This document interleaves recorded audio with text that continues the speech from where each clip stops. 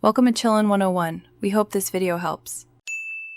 You begin by creating the block definition and immediately add attributes. This saves rework later.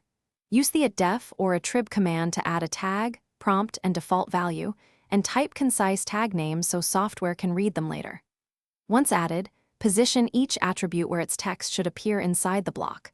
Align and set justification.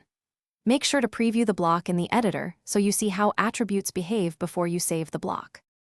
Now refine each attribute so it behaves predictably. You change justification, height, and text style, and decide if an attribute is invisible, constant, or preset. These choices control how users interact during insertion. Use clear, short prompts to ensure people enter the right data quickly.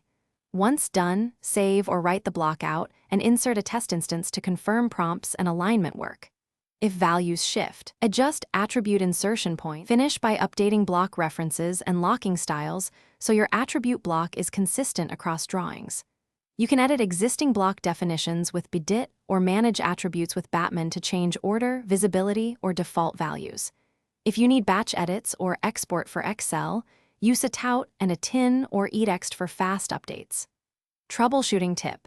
If attribute tags appear duplicated or missing, run Batman to repair tag conflicts, and then redefine the block so existing instances update correctly.